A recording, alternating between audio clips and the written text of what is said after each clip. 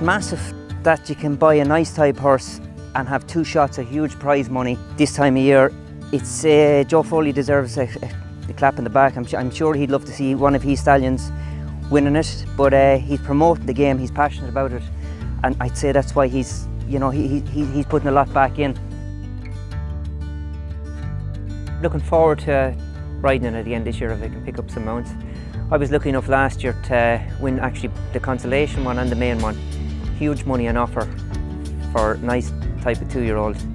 As you can see the track there, they're probably 2 group races, even though they're not classed as group races, but it's a group race track, so they're entitled to have the best 2-year-olds run up there. If you go too quick, they're inclined to, when they're swinging a horse that's getting a lead, they're inclined to light up if you ask them, and it's a long way up the straight. If you're lit up at the bottom of it, you need to be a strong stayer, but if you're after going to click 2 stride, it's probably going to tell the last 50 yards.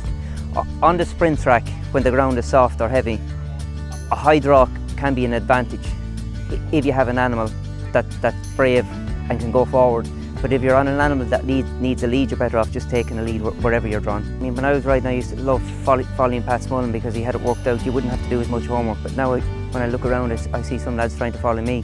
It's a Group 1 track. If it was a Group 1 to be run here, I'd have no qualms about this being a very fair Group 1 track. They're off. Stalls open in the hugely lucrative Irish EBF Ballyhane Stakes. And where is the I was very lucky last year.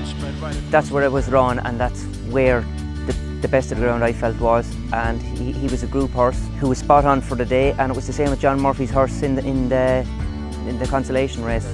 I was drawn there and it worked out perfectly, and I think it was a matter of getting the full pot on the day where I was drawn and where I came out. Chief Little Hawk, one awesome Chief Little Hawk in a belter of a Ballyhane.